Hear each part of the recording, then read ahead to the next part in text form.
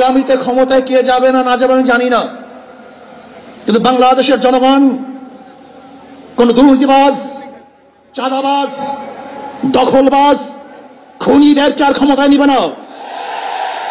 বাংলাদেশের জনগণ রক্ত দিয়েছে, জীবন দিয়েছে বাংলাদেশে চাঁদাবাজি করার জন্য নয়, খুন করার জন্য নয়, দেশকে দখল করার জন্য নয়, দুর্নীতি করার জন্য মানুষ রক্ত দেয়, জীবন দেয়।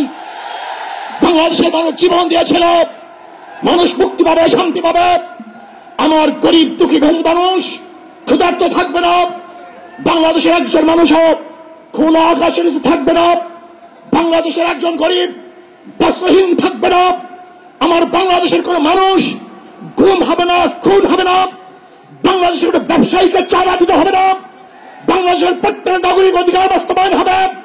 তারা আলহাজ হযরত মাওলানা মুফতি সৈয়দ মোহাম্মদ ফয়জুল করিম শেখে চরমনাই।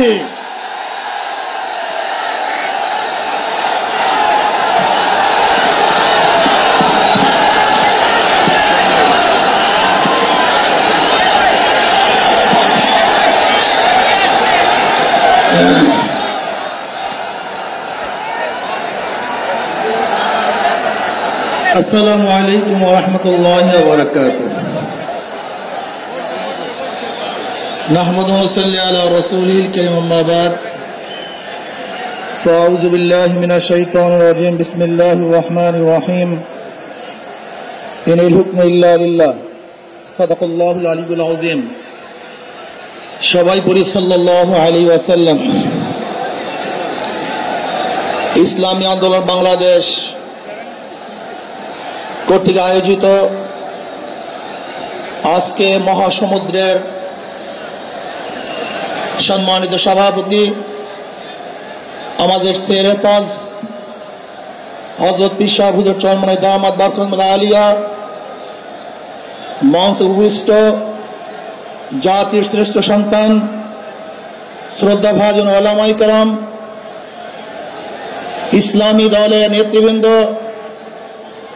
অন্যান্য দলের নেতৃবৃন্দ, সামনে উপবিষ্ট ইসলাম প্রিয় দেশপ্রেমী ভাইরা আমার, আজকে সম্মেলন কেন? আমরা পিআর সিস্টেম নির্বাচন চাই, সংখ্যানুপাতিক হারে নির্বাচন চাই। বিএনপি কেন মানছে না? বিএনপি তো দাবি করেছে আমরা জাতীয় সরকার গঠন করব, এটা বিএনপির দাবি। আর জাতীয় সরকার গঠন করার জন্য সবচেয়ে ভালো পদ্ধতি পিআর সিস্টেম নির্বাচন। জাতীয় সরকার সর্বদলের অংশগ্রহণমূলক সরকার, আর সর্বদলের অংশমূলক সরকার গঠন হতে পারে একমাত্র পিআর সিস্টেম নির্বাচনের ভিত্তিতেই। তাহলে কেন বিএনপি মানছে না? কারণটা কি আমরা তো বুঝি না। অবশ্যই বিএনপিকেও পিআর সিস্টেম নির্বাচন মানা উচিত। সংস্কার চাই। বিএনপি বলছে আমরা সরকার গঠন করে ক্ষমতায় গিয়ে সংস্কার করব। প্রথম প্রশ্ন হলো এই, আগামীতে বিএনপি ক্ষমতায় যাবেন, এই গ্যারান্টি আপনি কে দিয়েছে? আপনি কিভাবে ভেবেছেন যারা 91 থেকে 96 পর্যন্ত ফেল করার কারণে 96 ক্ষমতায় আসতে পারে নাই, আবার 2001 থেকে 2005 পর্যন্ত দেশ চালাবার কারণে 2008-এও তারা ক্ষমতায় আসতে পারে নাই। 2001-এ বিএনপি ইশতেহার ঘোষণা করেছিল, সেই ইশতেহারের মধ্যে 10% বিএনপি বাস্তবায়ন করতে পারে নাই। এমনকি 2001-এ বিএনপির ইশতেহারে 1 নম্বর শর্ত তারা পালন করতে পারে নাই। আমি বিশ্বাস করি আগামীতে ক্ষমতায় কে যাবে না না যাবে আমি জানি না, কিন্তু বাংলাদেশের জনগণ কোন দুর্নীতিবাজ, চাঁদাবাজ, দখলবাজ, খুনিদেরকে আর ক্ষমতায় নিবে না।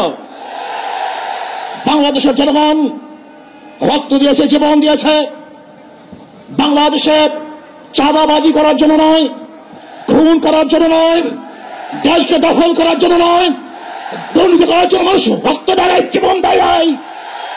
বাংলাদেশের মানুষ জীবন দিয়েছিল, মানুষ মুক্তি পাবে, শান্তি পাবে।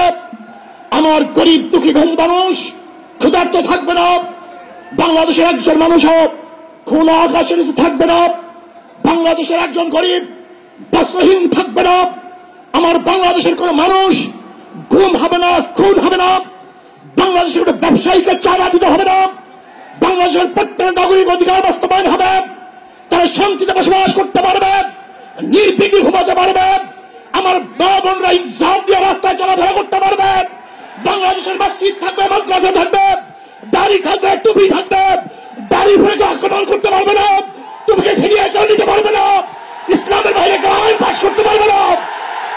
এর জন্য জীবন দিয়েছিল, রক্ত দিয়েছিল। দ্বিতীয়বার দাড়ি টানবে এই দৃশ্য দেখার জন্য মানুষ রক্ত দেয় নাই। মৌলবাদীর বিরুদ্ধে আঙ্গুল তুলবে, মোল্লা বলে গালি দিবে, আজকে টুপি দাড়িওয়ালাদের ক্ষমতায় চেপে দেবে না, এই স্লোগান শোনার জন্য মানুষ রক্ত দেয় নাই। এই দৃশ্য দেখার জন্য বুকের তাজা রক্ত জমিনে ঢেলে দিয়ে মানুষ শাহাদাত বরণ করে নাই, বরং বাংলাদেশের মানুষ শাহাদাত বরণ করেছিল এই জাতিকে মুক্তি দেওয়ার জন্য, কোরআন ও সুন্নাহর আইন বাস্তবায়ন করার জন্য।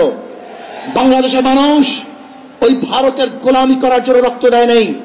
বাংলাদেশের মানুষ ভারত আমাদের দেশে কর্তৃত্ব নেতৃত্ব করবে, আমেরিকা আমাদের দেশে কর্তৃত্ব নেতৃত্ব করবে, এর জন্য বাংলাদেশের মানুষ জীবন দেয় না, রক্ত দেয় নাই।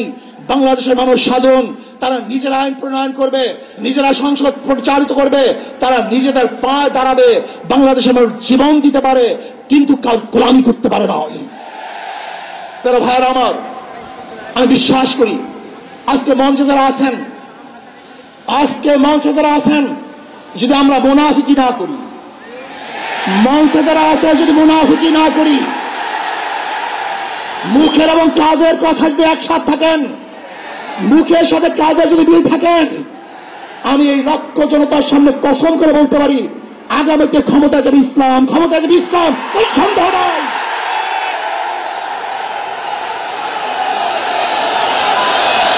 কিন্তু খবরদার যদি মুনাফিকি করি, তাহলে এদেশের মানুষ সচেতন হয়েছে, এদেশের মানুষ সব জ্ঞানী হয়ে গেছে। বিশ্বাস করবেন না, একজন রিক্সাওয়ালা, ঠেলাওয়ালা, কুলি মজদুরের বক্তব্য শুনলে আমরা আশ্চর্য হয়ে যাই বাংলাদেশের মানুষ কত সচেতন, তারা কত সচেতন হয়েছে। যদি আমরা মুনাফিকি না করি, যদি আমরা ঐক্যবদ্ধ থাকি, বাংলাদেশে একটা বাক্স ইসলামের নামে দিতে পারি, যেরকম আমেরিকা এবং ওই জারস ইসরায়েল ইরানের আক্রমণ করে ভেবেছিল মুহূর্তের মধ্যে নিশ্চিহ্ন করে দিবে, কিন্তু আক্রমণ করার পরে দেখেছে ইরানের গুহার থেকে কোথার থেকে বোম মিসাইল চলে আসছে। আমেরিকা এবং ইসরায়েল যেরকম অনুভব করতে পারে নাই, বাংলাদেশের বুকে যদি একটা বাক্স দেওয়া হয়, বাংলাদেশের ঘরের থেকে এমন মিসাইল বের হবে, এমন বোমা বের হবে, গোটা বাংলাদেশ থেকে, গোটা দুনিয়া থেকে ইসলামের দুশ্মনকে ধ্বংস করে ফেলবে ইনশাআল্লাহ। ঐক্য হন, মুনাফিকি করবেন না, একসাথ হন, ঐক্যবদ্ধ হন, এইটা আমার মেসেজ থাকবে। যদি ঐক্যবদ্ধ ভাবে ক্ষমতার লোভকে সংবরণ করে, আমি ক্ষমতায় যেতে চাই না, ইসলামকে ক্ষমতায় নিতে চাই। আমি ক্ষমতায় যাইতে চাই না, কোরআন ও সুন্নাহকে ক্ষমতায় নিতে চাই। যিনি আদর্শ লালন করেন, এই নীতি আদর্শ যদি গ্রহণ করেন, ইনশাআল্লাহ নাসরুম মিনাল্লাহি ফাতহুন করিব, অবশ্যই সাবিরিন, সেই দিন আসতেছে। আমি দেখতেছি, মহাজ আমার চোখের সামনে আমি দেখতেছি, ওই সংসদের মধ্যে কলেমার কথা হবে, কোরআন ও সুন্নাহর কথা হবে, লা ইলাহা ইল্লাল্লাহ উচ্চারিত হবে। গোটা বাংলাদেশের মানুষ শান্তিতে বসবাস করতে পারবে, জুলুম থাকবে না, অত্যাচার থাকবে না, অবিচার থাকবে না। প্রত্যেকটা মানুষের প্রাপ্তি তাদের ঘরে ঘরে পৌঁছানো হবে। আজকে আমার মা বোনেরা মনে করছে ইসলাম ক্ষমতা আসলে আমাদের অবস্থাটা কি হবে। ইসলাম ক্ষমতা আসলে প্রত্যেকটা মা বোনের ন্যায্য অধিকারকে প্রতিষ্ঠিত করা হবে। ইসলাম ক্ষমতা আসলে আগামী 5-10 বছরের মধ্যে সমস্ত গরিবরা দরিদ্র সীমার উপরে চলে যাবে। ইসলাম ক্ষমতা আসলে 28 লক্ষ কোটি টাকা বিদেশে পাচার হবে না, দুর্নীতি থাকবে না, জুলুম থাকবে না, অত্যাচার থাকবে না, নির্বিচার কোনো মানুষ আর খুন হবে না, গুম হবে। ইসলাম ক্ষমতা আসলে শ্রমিকদেরকে তাদের অধিকার আদায়ের জন্য রাস্তায় নামার কোনো প্রয়োজন হবে না। ইসলাম ক্ষমতা আসলে কৃষক, শ্রমিক, মজদুররা তাদের অধিকারকে প্রতিষ্ঠিত করার জন্য ইসলামী সরকার তাদেরকে নিয়ে কমিটি গঠন করে তাদের প্রাপ্তি তাদের কাছে পৌঁছায় দেবে। আসুন, ইসলামী হুকুমত কায়েম করার জন্য আমরা চেষ্টা করব। আজকে আমাদের এই জনসভায় যশোর থেকে আমার কিছু ভাই আসার সময় তারা অ্যাক্সিডেন্ট হয়ে শাহাদাত বরণ করেছে। আল্লাহ তাদেরকে জান্নাতুল ফেরদাউস দান করেন। আমার অনেক ভাইয়ের আহত অবস্থা আছে, আল্লাহ তাদেরকে সুস্থ করে দেন। আসুন, আজকে জনসমুদ্রে আমরা আসছি, আমাদের টাকা নাই, পয়সা নাই, নিজের পয়সা দিয়ে এসছি, নিজের খানা খেয়েছি। এই জাতিকে, এই দলকে, এই কাফেলাকে গোটা দুনিয়ার কোনো প্রশক্তি পরাজয় করতে পারবে না, থামিয়ে রাখতে পারবে না। অবশ্যই ইনশাআল্লাহ আমরা বিজয় হব। আল্লাহ আমাকে এবং সবাইকে